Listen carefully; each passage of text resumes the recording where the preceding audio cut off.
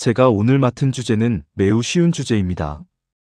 너무 쉬워서 어떻게 시간을 채워야 할지 모르겠는데 그냥 답만 바로 드리면 되지 않을까 싶은데 제가 맡은 주제는 왜 하나님은 세상의 악과 고통을 허락하시는가인데요. 매우 중요한 질문이잖아요. 사실 개인적으로 말씀을 드리자면 제 친구 레리킹이 항상 걸고 넘어지는 질문이기도 합니다. 모르셨나요? 제가 레리킹이랑 친구였던 거를. 이 친구는 자신이 믿지 못하는 이유에 대해서 항상 이것 때문이라고 해요.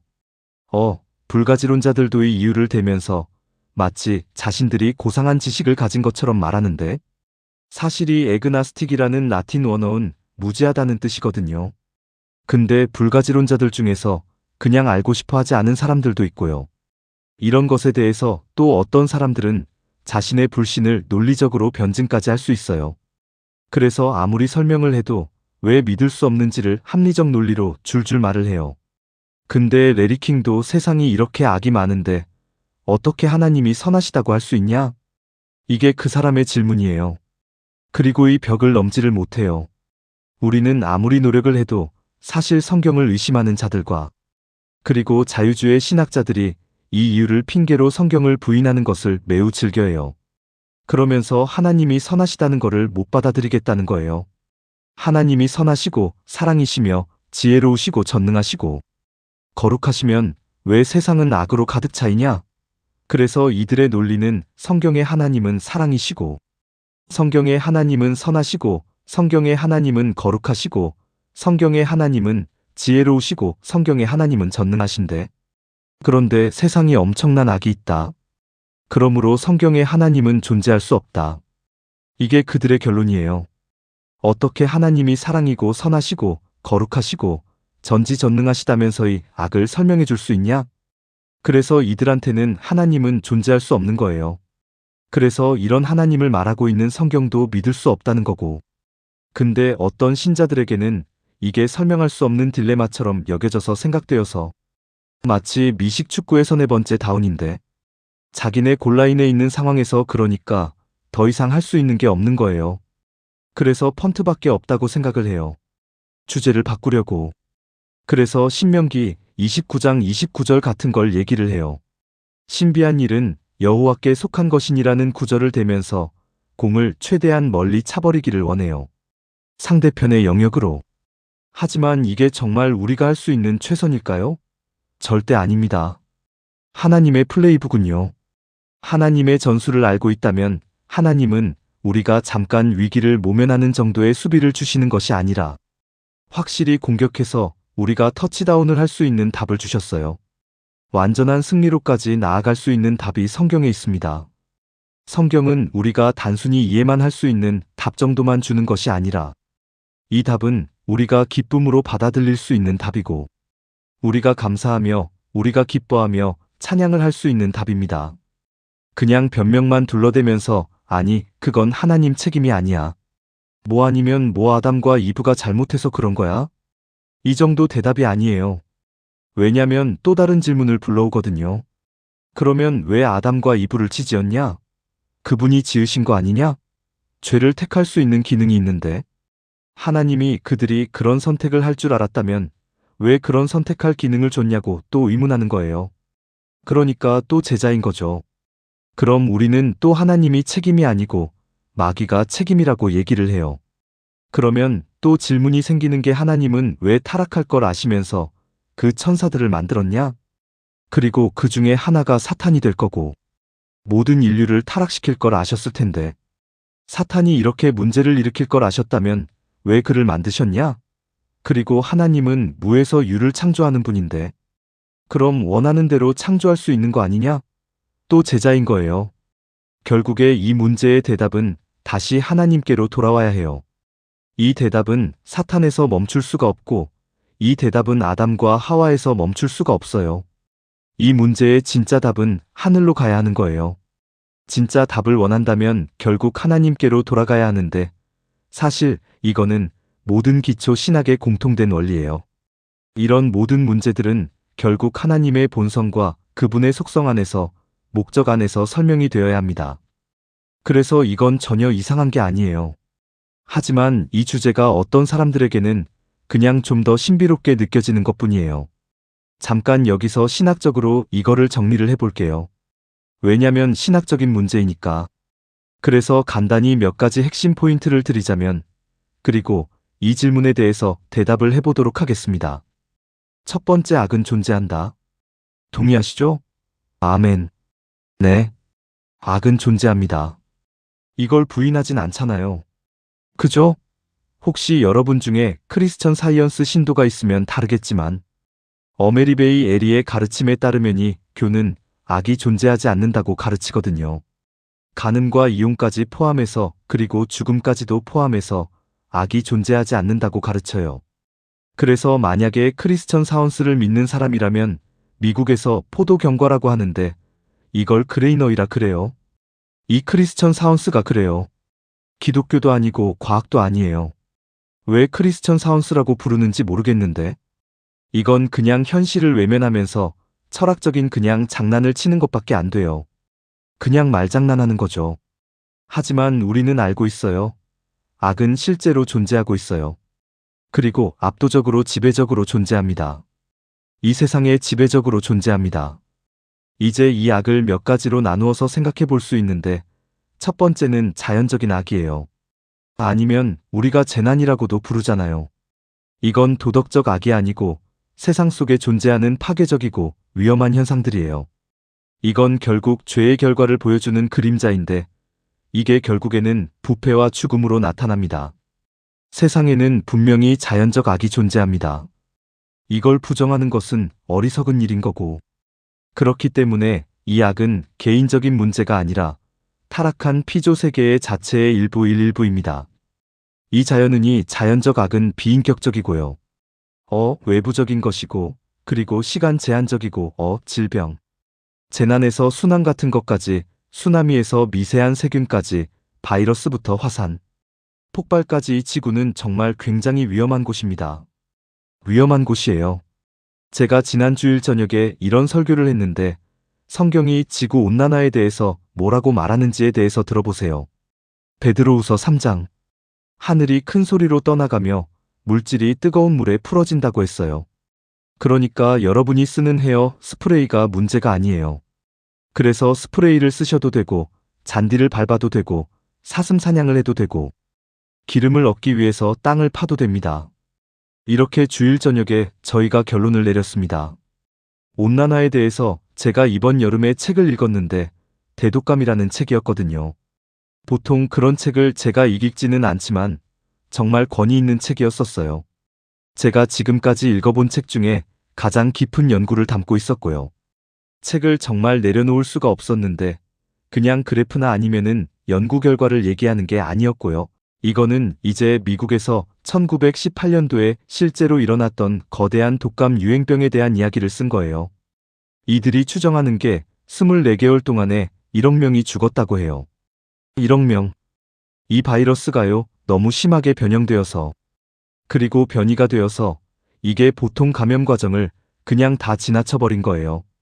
그리고 너무 독해서 너무 독해져서 어떤 사람들은 바이러스가 그냥 몸에 가하는 그 충격 자체로 그냥 죽었다고 해요.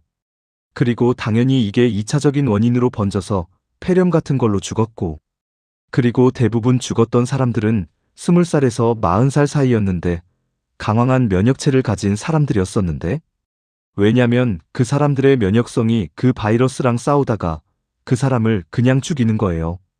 이 모든 일이 캔서스에 있는 어떤 돼지 안에 있던 작은 바이러스 때문에 생긴 건데, 바이러스의 근원은 새인데요. 근데 그 새에서 돼지로 옮겨갔고, 그 다음에 1차 대전 때 징집되었던 군인들이 그 근처에 있었거든요. 2,500명이 500명이 거기서부터 세계로 퍼져나간 거예요. 근데 바이러스는 박테리아랑 다르기 때문에 완전히 살아있는 개체가 아니에요. 반쯤만 살아있는 거기 때문에 다른 세포에 붙어서 그 세포를 장악하고 그 세포를 통해서 복제해 나가는 거거든요. 이게 얼마나 귀한 악입니까? 다시 일어날 수 있는 거예요. 우리가 사는 세상은 정말 위험한 곳입니다. 그래서 사실 저는 인류 역사의 이 지점에 살고 있는 게 너무 다행이라고 생각하는데, 그거 아세요? 1885년까지 과학적으로 치유된 질병이 하나도 없어요. 왜냐면 질병의 원인을 몰랐어요. 그래서 그때 사람들 피를 막 뽑고 그랬었잖아요. 사열이라고 해서. 그래서 여러분은 감사해야 하는 거예요. 지금 살고 있는 게. 왜냐면 어느 정도 우리가 과학으로 땅을 정복하고 있으니까. 하지만 이 생성은 여전히 살기 위험한 곳입니다. 저는 모든 필요한 에너지가 필요해요. 인간이 그래요. 왜냐면 역사적으로 봤었을 때 인간이 에너지가 없기 때문에 자연재 때 희생이 되는 거거든요. 그래서 결국 여기는 살아남기 매우 힘든 곳입니다. 그리고 여러분도 이미 알고 있습니다. 본능적으로. 그래서 로마서 8장에 온 피조물이 뭐 한다 그러죠? 신음한다고 하잖아요. 그리고 두 번째 도덕적 악이 있는데요. 이거는 사람이 사람에게 행하는 악이에요. 영적인 것이고 악한 것이고 죄, 허물 이런 것들인데 이게 인류를 지배하고 있어요. 그리고 제가 말하는 거는 그냥 정치인들이 나와가지고 TV에서 나와서 말하는 그런 악이 아니라 그리고 아니면 저기 멀라에서 일어나는 일이 아니라 물론 그런 악들도 있지만 제가 말하는 악은 너무나 지배적이기 때문에 모든 인간의 마음 안에 이미 자리 잡고 있고요. 우리를 지배하고 우리를 조종하고 있습니다. 성경이 말합니다. 세상에 선한 자는 하나도 없다고. 그리고 인간의 모든 생각은 끊임없이 악하다고 말하고 있어요. 인간은 욕망에 끌려서 죄를 생산하고 결국에는 죽음으로 이어집니다. 그렇기 때문에 세상은 세상 자체가 저주인 거고 세상 모든 곳에 악이 존재하는 것은 자연스러운 것이고 그리고 이 세상은 존재 깊숙한 곳까지 악한 인간들로 가득 차 있습니다. 이 모든 타락한 죄인들이 타락한 세상에서 살아남으려고 서로 다투고 부부와 가족과 인간관계가 망쳐지고 서로 대적하다가 결국 전쟁까지 이어지고 그리고 이런 것들은이 세상의 악의 현상일 뿐입니다. 셋째로 초자연적 악이 있는데 인간 마음속에 악만이 아니라 영적 존재들의 무리가 있습니다. 창조 때부터 존재해왔고 지금까지 존재해왔습니다. 이들은 영적 존재로서 이들의 본성과 기질 곧 영적 본성 자체가 부패한 자들이고요. 이들은 악한 영들입니다. 그들은 거짓말쟁이고 미혹하는 자들입니다. 요한일서 5장 19절. 온 세상이 그들의 우두머리와 그 체제 아래 있다고 말합니다. 계시록 12장에 천사들의 하늘에서 떨어졌고 이들은 귀신들이 되었고 자신들의 사상을 발전시켜서 사람들을 가두는 이념의 요새를 만들어요. 고린도후서 10장에서 말했듯이 이 사악한 존재들은 예수께서 오시기 전까지는 어떤 면에서는 좀 더 은밀하게 움직였는데 예수께서 오시자마자 그분을 막기 위해 총력전을 벌였습니다. 그래서 예수님의 생애와 상사역 동안에 성경 역사에서 그 전에 없던 방식으로 그들이 드러나기 시작했는데 주님은 저들 위에 권능을 행하시는 동시에 저들의 실체를 벗겨내셨습니다. 이들은 우리의 삶에 침투하고요. 우리가 욥기에서 보듯이 그리고 하나님은 때때로 그거를 허용하십니다. 욥과 베드로 바울을 보면 알 수 있는데 사탄의 사자를 허락하셔서 이들이 겸손을 배우게 하셨습니다. 그리고 이 악한 영들에게는 세상을 다스리는 통치권이 있어요. 사탄이 공중 권세 잡은 자이라고 했고 그들은 일시적으로 세계 체제를 통치하는 권한이 있어요. 그래서 악은 자연적인 차원에서 인간적인 차원에서 도덕적인 차원에서 그리고 초자연적인 차원에서도 있습니다. 이 악한 영들은 저들의 능력으로 인간을 미혹하고 하나님의 목적과 맞서고요. 그리고 주로 거짓 종교 체계를 만드는 데 관여합니다. 이들은 귀신의 가르침의 유포자들입니다. 정말 정교합니다. 그중 두드러진 예가 몰교인데 지금 기독교의 한 형태로 보이려고 총력을 기울이고 있는데 분명히 알아야 하는 거는 이 몰교만큼 노골적으로 이방 종교인 것은 없습니다. 기독교라기보다 신두교에 더 가까운데 기독교는 한 분 하나님이지만 몰른 수백만의 신이 있어요. 이것만으로도 말 다 한 거잖아요. 이들은 수많은 신을 믿고 자신도 신이 된다고 믿고 어떤 신이 세상을 창조한 신을 만들었고 이 세상을 창조한 신은 어머니 신과 같으니 존재와 영적 선교를 해서 예수를 낳았다고 믿어요. 그리고 이들은 교묘하게 도덕적으로인 것 같이 겉으로 포장하고 그리고 가정에 대한 헌신과 도덕성으로 겉을 포장하기 때문에 그래서 더 치명적인 겁니다. 우리가 씨름하는 것은 뭐가 아니라고요? 혈과 육이 아니라고 했잖아요. 정사와 권세라고 했어요. 악의 영의 세계에는 구조와 질서가 있습니다. 그리고 또 한 가지 더해서 네 번째로 영원히 지속되는 악이 하나 있는데요.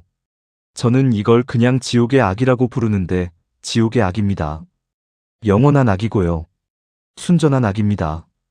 거기 거하는 모든 사람들로 인해서 그래서 지금 이 세상에는 악이 단지 존재할 뿐 아니라 만연하고요. 교묘하고 강력하고 지배적입니다. 우리 바깥에 있고 우리 안에도 있고 우리 주변을 둘러싸고 있습니다. 그래서 분명한 것은 악은 존재합니다. 그냥 조금이 아니라 아니면 TV나 범죄 뉴스, 사회 문제, 소외 지역에서 보는 것만이 다가 아닙니다. 모든 곳에 있고 모든 사람 속에 있고 통제 불능이고 체계적인 악입니다. 두 번째로 분명한 건 하나님은 살아계신다는 것입니다. 첫째 악은 존재하고 둘째 하나님 존 하나님도 존재하십니다. 성경의 하나님은 참되시고 유일하신 살아계신 하나님이고요. 성경이 말하고 있는 하나님입니다. 왜냐하면 성경은 하나님의 자기 계시이기 때문입니다. 성경이 증거하는 하나님은 살아계십니다. 그리고 성경은 그 하나님은 유일한 하나님이고 위인이지만 한 분 하나님이라고 말하고 있습니다. 그분만이 하나님이시며 성경에 따르면 절대적인 주권자이십니다. 그 말은 모든 것을 절대적으로 주관하신다는 거예요. 모든 것. 그는 모든 것을 다스리십니다. 무에서의 모든 것을 창조하셨고의 모든 것을 다스리시며 모든 것을 마침내 완성하십니다. 그분은 역사의 가장 미세한 부분까지 주관하십니다. 우주에 그분 통치 아래 있지 않은 원자 하나도 없습니다. 네. 이 땅은 결국 사라질 것입니다. 하지만 빙하가 녹아서 대홍수가 나서 사라지는 것이 아닙니다. 우리가 무지개를 볼 때마다 그런 일이 없을 거라는 거는 확신할 수 있잖아요. 창세기 8장 22절.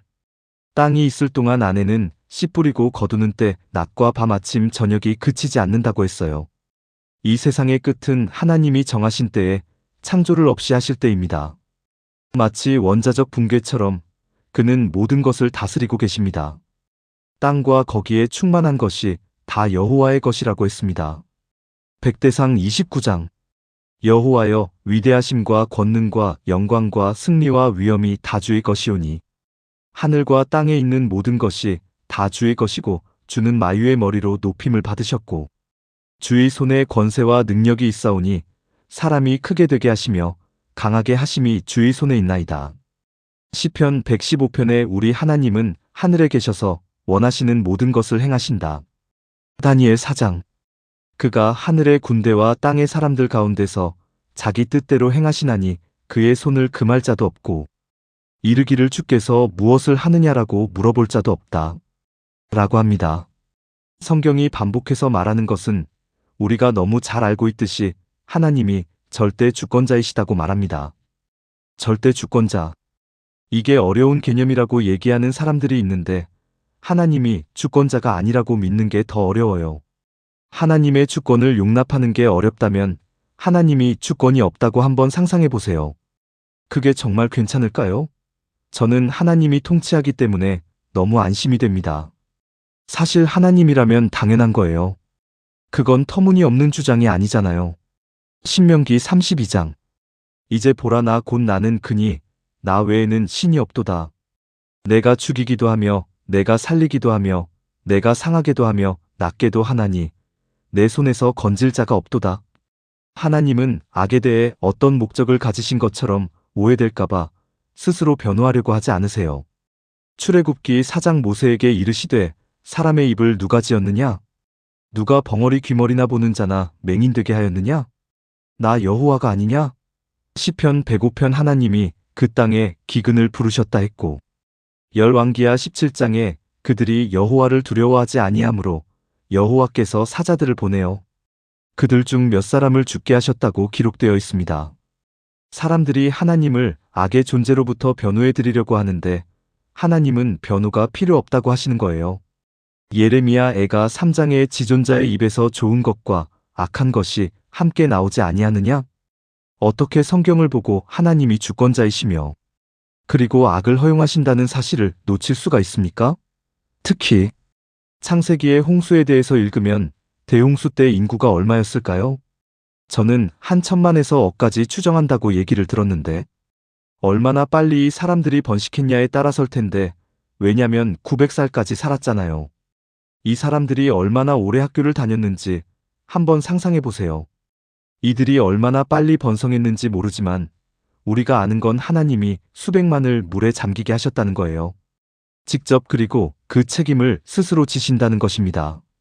그래서 자유주의 신학과 일부 복음주의자들이 하나님을 이런 인식에서 구해내야 한다고 착각해서 애쓰는데 하나님은 조금의 주저도 없이 만물 위에 주권을 행하시고 그에 대해 전혀 불편해하지 않으십니다.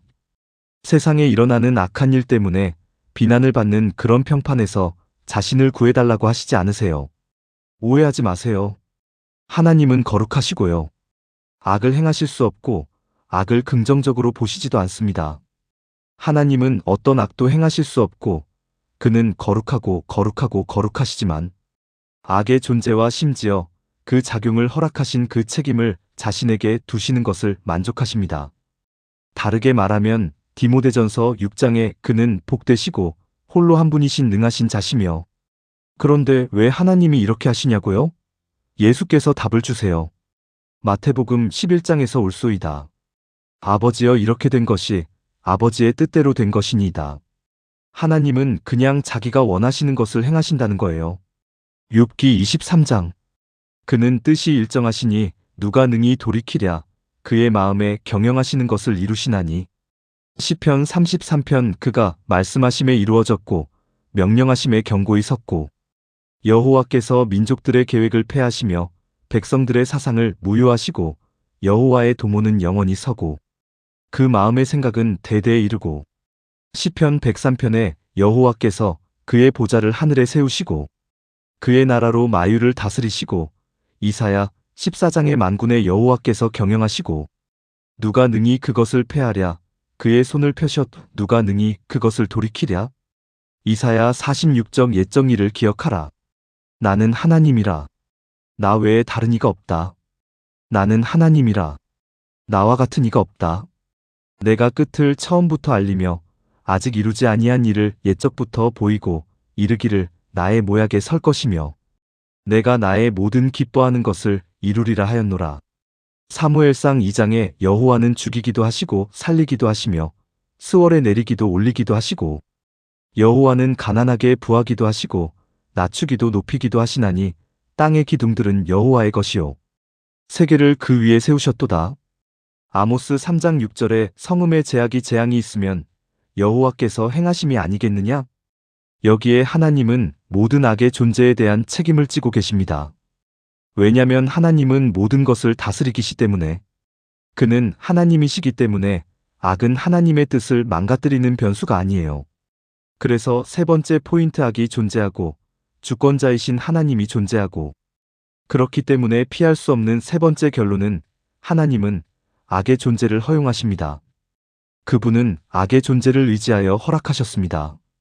그리고 성경이 분명히 이에 대해서 증거합니다. 반복하지 않아도 되겠지만 한 구절을 예로 드리자면 이사야 45장 5절에 나는 여호와라. 나 외에 다른 이가 없느니라. 나 외에 신이 없느니란.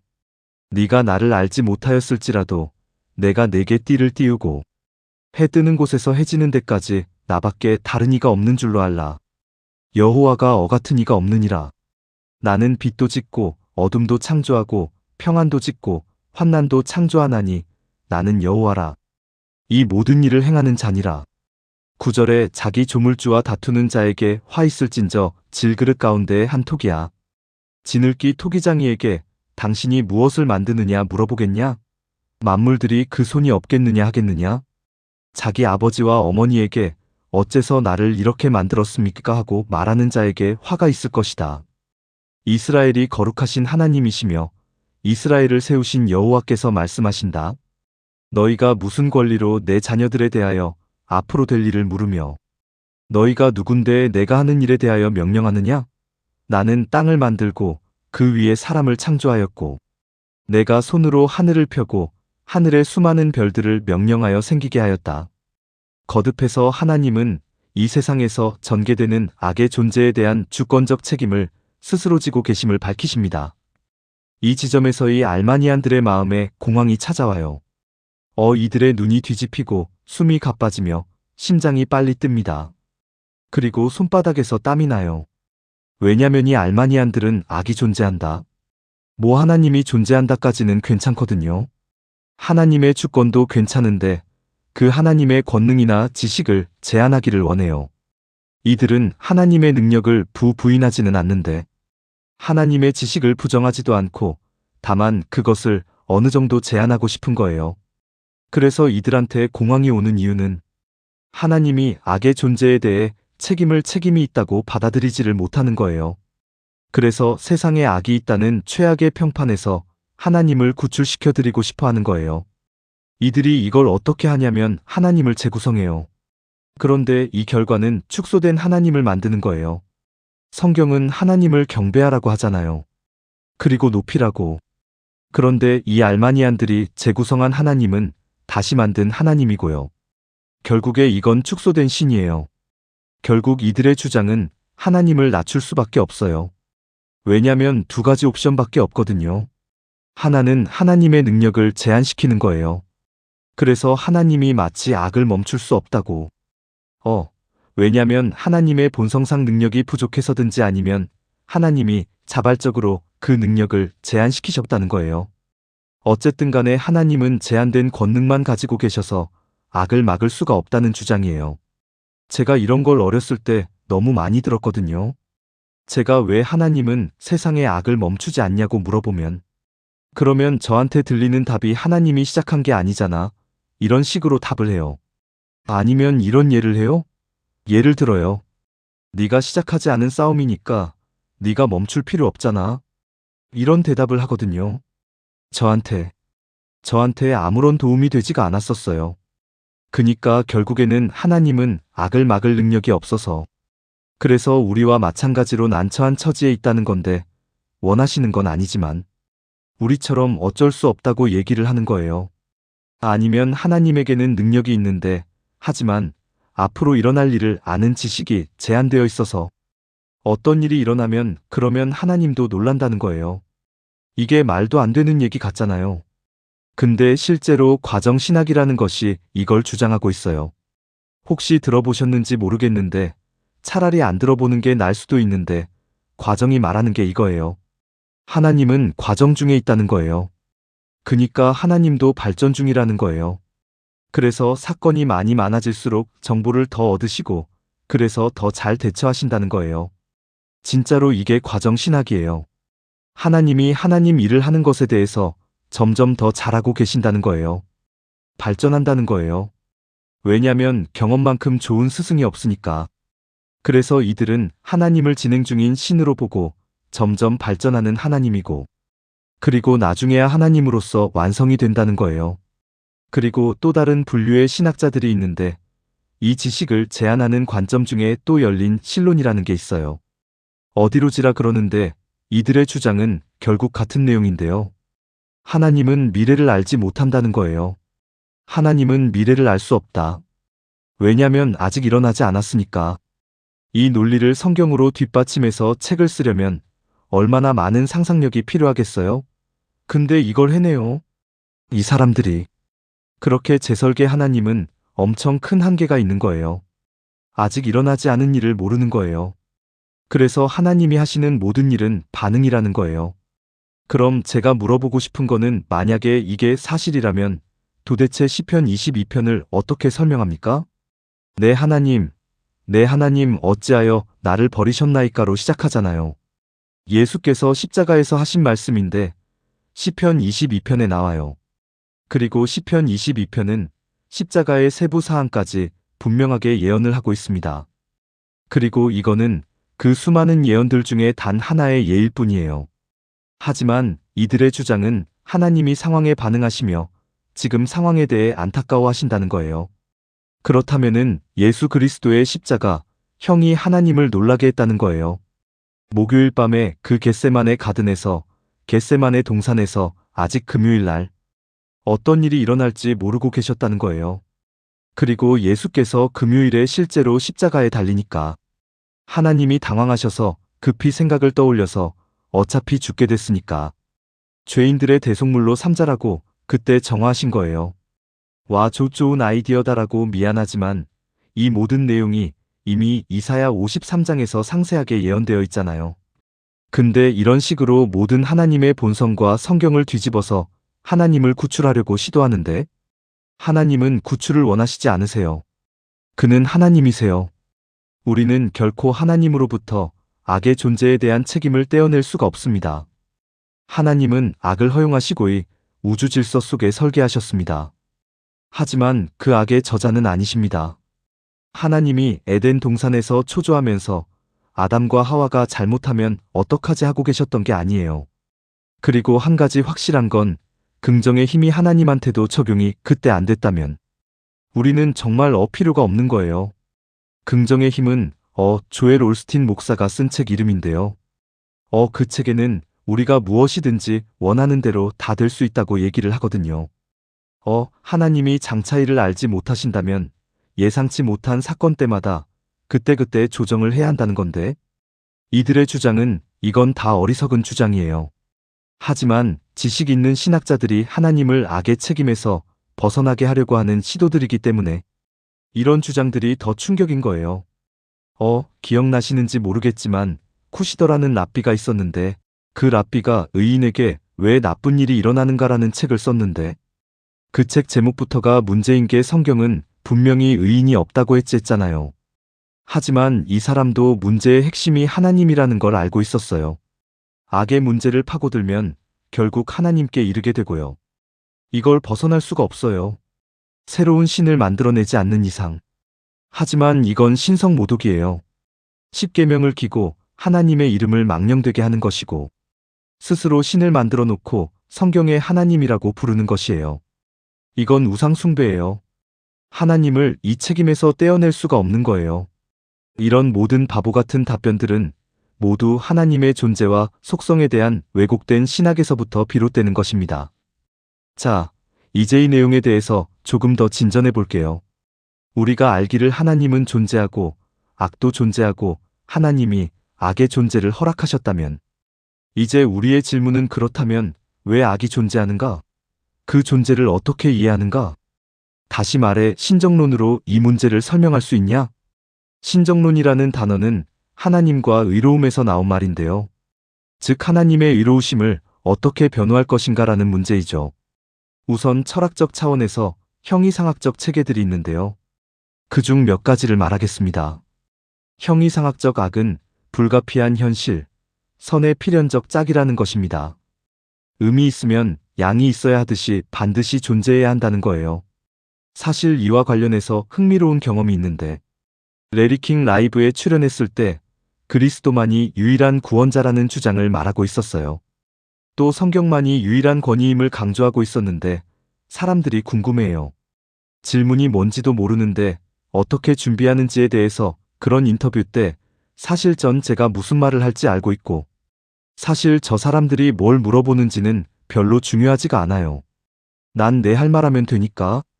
제가 전하고 싶은 것은 두 가지인데, 첫째는 성경의 단일이란 권위이고, 둘째는 유일한 구원자이신 그리스도의 절대적 실제를 말하고 싶은데, 그냥 이 두 개만 말하면 되는 거예요, 저는. 그래서 그 프로그램 내내 그 얘기를 하고 있었어요. 그리고 그 다음날 사무실에 돌아갔는데 전화가 왔습니다. 마도나 남편 가이르치가 저한테 전화를 한 거예요. 분명히 제가 좋아서 전화를 한 건 아니었을 테고, 도대체 무슨 일로 저에게 연락을 했는지 알 수가 없었는데, 그런데 그가 자기 집에 와서 얘기 좀 하자고 하더라고요. 알겠다고 했어요. 그래서 차에 타서 베블리 힐즈로 갔습니다. 그 집에 갔어요. 그가 하는 말이 정말 진지한 대화를 하고 싶다는 거예요. 그래서 그러냐고. 잘됐다. 어떤 문제냐 하니까 너다. 네가 문제다. 너는 너무 독단적이다.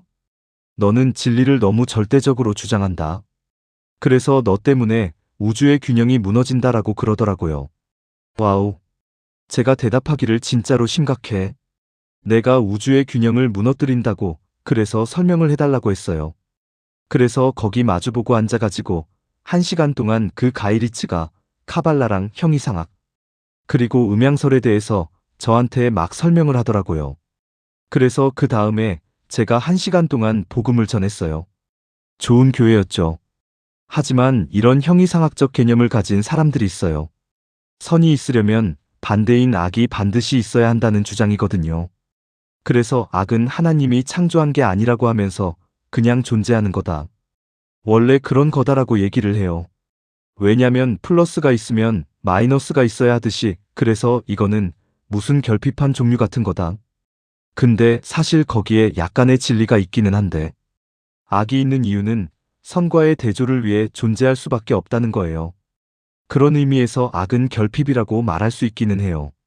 하나님이 직접 창조하신 것이 아니라 하나님이 창조하신 것과 하나님 자신에 대한 반역의 형상이죠.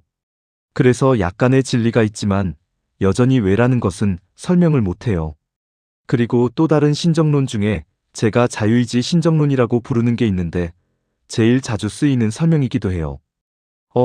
그리고 동시에 사람들에게 많은 딜레마를 주는 설명이기도 한데 이게 뭐라고 하냐면 하나님은 우리의 자유의지를 빼앗지 않으신다라는 게 설명이에요. 그럴 수 없다는 거예요. 왜냐면 우린 미국 사람이니까. 야, 이건 민주주의 사회다.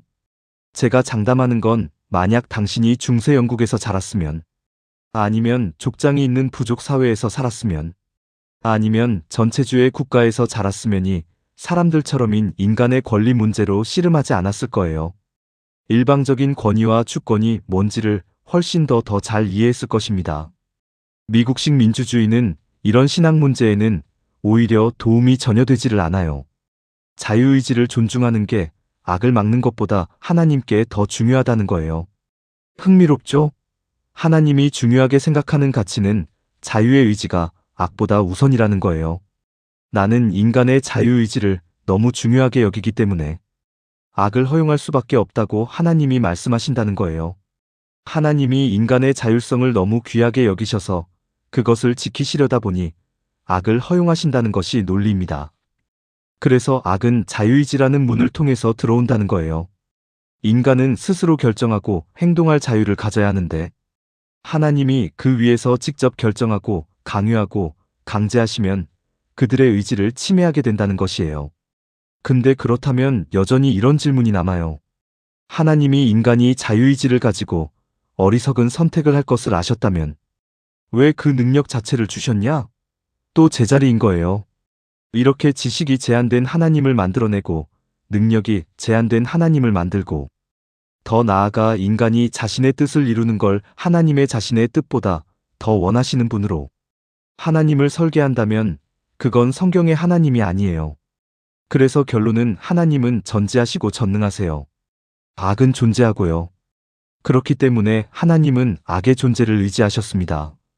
하나님이 악을 창조하신 것은 아니지만 그건 불가능한 일이에요. 그가 악을 행하시는 것 자체가 불가능하기 때문에. 그러나 악의 존재를 의지하에 허락하셨습니다. 자, 그럼 이제 다음 질문으로 이어집니다. 왜?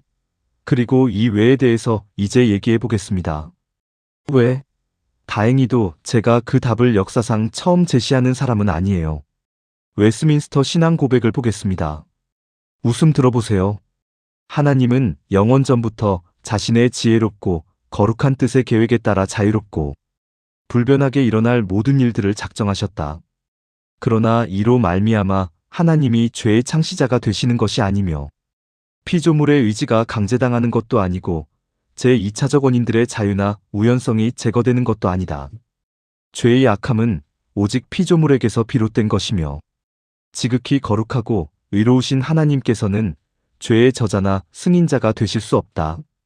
그리고 이어서 하나님께서 작정하시고 섭리로 이루시는 모든 일은 결국 그분의 영광을 찬송하게 하기 위함이다. 그러므로 악의 존재도 궁극적으로 하나님의 영광을 위한 것입니다. 이 질문에 올바르게 답한다면 여러분은 이전에는 경험할 수 없었던 찬양의 깊이에 이를 것이고, 하지만 이 답을 잘못한다면 그건 당신은 축소된 하나님을 알고 있는 것입니다. 하나님이 악을 허락하신 이유는 오직 그분의 영광 때문입니다. 단순한 질문인데 악이 존재함으로 하나님은 더 영광스러워지셨나요? 아니면 덜 영광스러워지셨나요? 저는 단언할 수 있습니다. 악이 존재하기에 하나님은 무한히 더 영광스러워지십니다. 우리는 하나님께서 악을 이기시기 위해 행하신 일을 보고 그분을 찬양하는 것입니다. 이제 마지막 결정적 전술을 보겠습니다. 로마서의 말씀을 보면 로마서 9장의 지금까지는 다 서론이었고요. 이제 본문으로 들어갈게요. 로마서 9장 그 전에 몇 구절을 더 볼 텐데 여기서 핵심 단어를 한번 찾아보세요. 로마서 3장 5절에 멋진 표현이 있는데 우리의 분리가 이게 핵심 단어예요. 하나님의 의로우심을 드러낸다라고 해요. 데몬스트레이츠. 우리의 분리가 하나님의 의로우심을 드러낸다는 것입니다. 다시 말해 우리의 분리가 여기서 이스라엘에 대해서 말하고 있기는 한데 우리의 분리가 우리의 죄, 우리의 타락, 우리의 허물부패, 비참함이 전적 타락이 오히려 하나님의 의로우심을 전시하게 된다는 것입니다. 그리고 이것이 가장 완벽하게 드러난 사건이 바로 십자가입니다. 그 십자가에서 하나님께서 자신의 일을 완전히 드러내셨는데 그의 거룩하시고 흠없으신 아들을 우리의 죄를 위해 형벌하셨어요. 그렇게 하심으로 하나님은 자신의 의로우심을 충족시키십니다. 로마서 10장에서 바울이 말해요. 유대인들에게는 문제가 있다는 거예요. 이들은 하나님의 일을 이해하지 못한다는 거예요. 그게 무슨 말이에요? 이들은 하나님이 얼마나 의로운지를 모른다는 거예요. 이걸 어떻게 알 수 있냐면 자신들의 의를 세우려고 애쓴다는 거예요. 그들이 생각에는 하나님의 의가 자기들 힘으로 도달 가능하다고 착각하고 있는 거예요. 다시 말해서 하나님이 실제보다 덜 의롭다고 생각하는 것이고 그리고 자신을 실제보다 더 의로운 자로 여긴다는 거예요. 그래서 스스로 하나님의 인정을 받을 수 있다고 생각하고 그분의 기준에 이를 수 있다고 착각하는 거예요. 그들은 그리스도께서 의를 위하여 율법의 마침이 되셨다는 것을 이해하지 못하는 거고 당신은 십자가를 보기 전까지 하나님의 의가 얼마나 완전한지 절대 이해할 수가 없습니다. 거기서 우리는 하나님이 얼마나 사랑신 분인지 죄인을 얼마나 기꺼이 용서하시고자 하는지 보지만 동시에 자신의 의로우심을 만족시키기 위해서 반드시 무한한 형벌을 대속자 위에 실행하시는 것을 봅니다. 여러분이 십자가 장면을 깊이 읽어보신 적이 있는지 모르겠지만 예수께서 아침 9시부터 정오까지 십자가에 달려 계실 동안에 몇 가지 말씀을 하시잖아요. 아버지 저들을 사하여 주세요. 내가 네가 나와 함께 낙원에 있을 거다. 그러고 나서 어둠이 임해요. 그리고 3시간 동안 어둠이 임합니다. 그리고 그동안에 아무 말도 안 하세요. 그리고 어둠이 거친 후에 마지막으로 말씀을 하십니다. 그 어둠에 대해서 생각해 보신 적이 있나요? 대부분의 사람들은 그 어둠이 하나님의 부재라고 생각을 해요.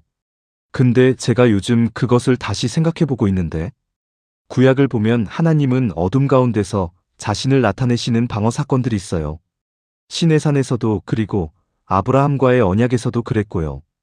그리고 이 어두움은 심판 가운데 임하시는 임재의 상징이었습니다.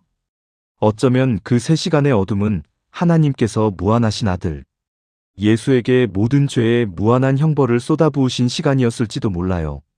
그리고 그 심판의 시간이 끝났을 때 예수께서 나의 하나님 어찌하여 나를 버리셨나이까라고 말하세요.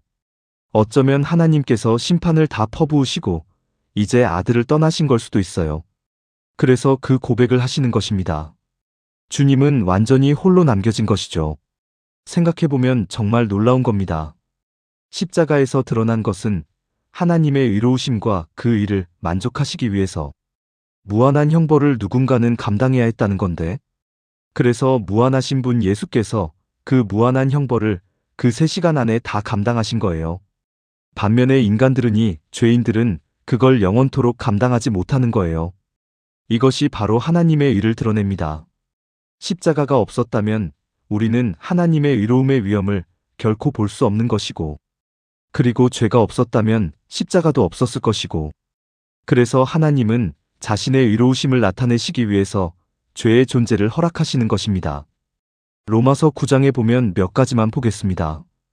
22절에 만일 하나님이 그의 진노를 보이시고 그의 능력을 알게 하고자 하시되 멸망하기로 준비된 진노의 그릇을 오래 참으심으로 관용하셨다면 어떠하겠느냐?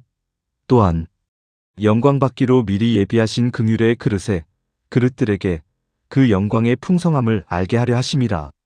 로마서 3장 5절에서는 바울이 말하는 게 우리의 불의로 말미암아 하나님의 의로우심이 드러난다는 거예요. 그리고 5장 8절에 우리가 아직 죄인 되었을 때 그리스도께서 우리를 위하여 죽으심으로 하나님께서 우리에 대한 사랑을 확증하셨다고 합니다. 하나님이 드러내신다는 건데 하나님께서 두 가지를 드러내세요. 그의 진노와 그의 긍휼을 드러내십니다. 하나님께서 자신의 진노를 드러내실 권리가 없으신가요? 자신의 거룩한 분노를 나타내실 권리가 없으세요? 22절에 있다고 얘기하는 거예요. 만일 하나님이 그렇게 한다면 어쩌겠느냐? 멸망하기로 준비된 진노의 그릇들 위에 자신의 진노를 나타내시는 것은 하나님의 권리라는 거예요. 하나님은 자신의 진노를 통해 영광을 받으시고 심판을 통해서도 영광을 받으십니다. 하지만 동시에 긍휼의 그릇들 위에 23절에 그분의 영광의 풍성함을 나타내십니다. 우리는 진노가 무엇인지, 긍휼이 무엇인지 결코 알지 못했을 것입니다. 죄가 없었다면 로마서 11장은 위대한 찬양으로 마무리합니다. 하나님께서 자신의 영광의 풍성함을 드러내시며 그분의 모든 속성을 제한 없이 드러내신다는 찬양입니다. 계시록 15장에 보면 들어보세요. 하나님의 진노가 마무리된 다음에 1절에 짐승과 그의 우상과 그의 이름의 수를 이기고 벗어난 자들이 유리바닥 위에 서서 하나님의 검은 고를 가지고 있다고 합니다. 그들은 하나님의 종 모세의 노래와 어린 양의 노래를 부른다고 합니다.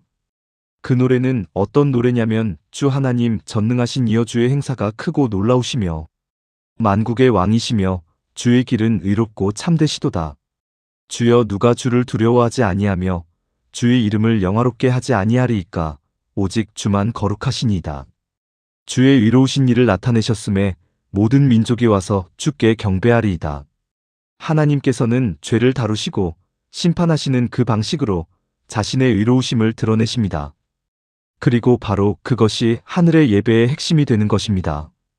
그리고 이것을 가장 잘 보여주는 예는 인류가 저지른 가장 큰 악의 아들을 십자가에 못 박아 죽인 것.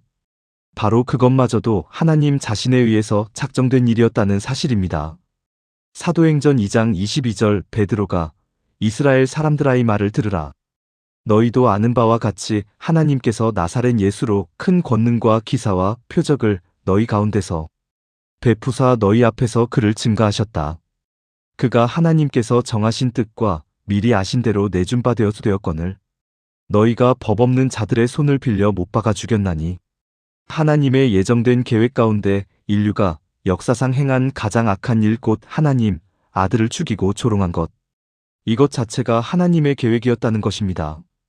그의 의로우심을 드러내기 위해서 사도행전 4장 27절 헤롯과 본디오 빌라도는 이방인과 이스라엘 백성과 합동하여 하나님의 기름 부신 거룩한 종 예수를 거스려 하나님의 권능과 뜻대로 이루려고 행 예정하신 그것을 행하려고 이성에 모였나이다. 성경의 저자들은 이 진리를 완벽하게 이해한 거예요. 마지막으로 한 구절만 보겠습니다. 하나님의 단호하신 말씀입니다. 욥기 38장. 하나님의 정말 단호하신 말씀인데 욥이 계속 질문하잖아요. 왜 하나님이 이런 극심한 고난과 재앙, 악의 공격을 허락하시는지 자신은 의로운 자인데 그때 여호와께서 폭풍 가운데서 욥에게 대답하십니다. 무지한 말로 내 뜻을 어둡게 하는 자가 누구냐? 그냥 노골적으로 책망하세요. 너는 대장부처럼 허리를 묶고 내가 너한테 물어볼게. 네가 나한테 답해라. 하나님이 비시는 거죠. 그래 욥아 그럼 내가 어떻게 했어야 되는지 말해줘라. 네가 나한테 조언 좀 해봐. 내가 땅에 기초를 놓았을 때 네가 어디 있었니? 네가 명철이 있거든 말해봐라. 누가 그 치수를 정했냐? 누가 그것을 측량했냐? 그 기초를 어디에 세웠고 모퉁이를 누가 놨냐? 새벽들이 노래하고 하나님이 하나님의 아들들이 기뻐 소리질렀을 때 바다가 그 모태에서 터져나올 때 문으로 그것을 가둔 자가 누구고 그때 내가 구름으로 그 옷을 만들고 흑암으로 그 강보를 만들고 한계를 정하고 문비장을 지르고 이르기를 네가 여기까지 오고 더 넘어가지 못한다고 했을 때 넌 어디 있었니? 내가 바다의 경계를 정할 때 네가 아침에게 명령한 적이 있냐? 새벽에게 그 자리를 일러주었냐? 네가 바다의 샘에 들어갔느냐? 깊은 물 밑으로 걸어 다녀봤냐? 사망의 그 그늘진 문을 네가 보았느냐? 땅의 넓이를 네가 측량할 수 있느냐? 어느 것이 광명이 있는 곳으로 가는 길이냐? 어느 것이 흑암이 있는 곳으로 가는 길이냐? 누가 홍수의 물길을 터주었고 우레와 번개길을 내주었느냐? 이렇게 계속 물어보세요. 멈추지 않고. 네가 묘성을 메워 묶을 수 있으며 삼성의 띠를 풀 수 있겠느냐? 네가 별자리와 우주를 주관하느냐? 네가 하나님의 의도와 뜻에 대해 질문한다는 자체가 얼마나 어리석은 알겠느냐? 너한테 설명해달라고. 그리고 나서 39장에서 더 이어나가세요. 산염소가 새끼 치는 때를 네가 아냐? 그리고 나서 타조 얘기, 뭐 말 같은 얘기, 이런 동물 얘기를 하세요. 그래서 하나님께 미련한 질문을 해놓고 마치 하나님이 답을 할 책임이 있다고 한 생각조차를 무한하게 만드시는 거예요. 그리고 나서 공룡을 다스릴 수 있냐고 물어보세요. 그리고 42장에 가면 오케이. 욥이 이제 대답을 해요. 주께서는 못하실 일이 없사오며 주의 계획은 어떤 것도 막을 수 없사오니 논쟁이 거기서 끝나요. 끝. 네. 알겠습니다. 하고 끝나요. 무지한 말로 이치를 가리운 자가 누구니까. 그러므로 제가 깨닫지 못한 일을 말하였나이다. 욥이 인정을 하는 거예요. 그리고 나서 아름다운 고백으로 이어집니다. 내가 주께 대하여 귀로 듣기만 하였사오나 그냥 이해만 했었는데 이제는 눈으로 주를 배움나이다. 그러므로 내가 스로 거두어드리고 티끌과 재 가운데서 회개하나이다. 하나님은 하나님이십니다. 그 주권 앞에 경배합니다. 악의 존재를 통해 진노와 은혜 곧 자신의 속성의 영광을 나타내시는 그 주권 앞에 그냥 굴복하고 정경배하는 것입니다. 이게 바로 우리 하나님이세요. 분명한 건 저는 악기 하나님을 지배하는 세상에서 살고 싶지 않습니다. 그런 세상은 존재하지도 않고요. 결국 선택은 하나예요. 악을 완전히 주관하시는 하나님을 믿느냐? 아니면 하나님이 악에 반응하느라 애쓰는 분이라고 믿느냐 하는 것입니다. 그것은 결코 성경의 하나님이 아닙니다. 주님을 예배합니다. 감사함으로의 모든 것은 어떤 면에서는 단순하지만 또 한편으로는 우리에게 깊은 신비입니다. 하지만 주님의 뜻은 분명합니다. 주님의 의로우심을 드러내시는 것, 주님의 사랑을 드러내시는 것, 주님의 진노를 드러내시고 긍휼을 드러내시는 것, 영원히 영광을 드러내시되 세상의 악을 허락하시고 그것을 이기심으로써 이루셨습니다. 그리고 주님 만약 우리가 주께서 악을 통제하지 않으신다고 잠시라도 생각했다면 악이 천국에 다시 나타나지 않을 것이라는 보증도 없었을 것입니다. 그리고 그런 천국은 성경이 말하는 천국이 아닙니다. 죄도 부패도 죽음도 없는 그곳이 천국입니다. 주님은 악을 다스리십니다. 그리고 시간이 끝나 주님의 모든 계획이 완성되었을 때 우리는 영원토록 새 하늘과 새 땅의 영광 속에서 살게 될 것입니다. 악이 다시는 존재하지 않는 곳에서, 왜냐하면 주님은 영원한 주권자이시기 때문입니다. 주님을 예배합니다. 주님을 찬양합니다. 그리고 이 확신 속에 안식합니다.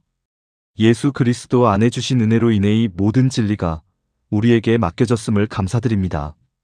예수 이름으로 기도합니다. 아멘.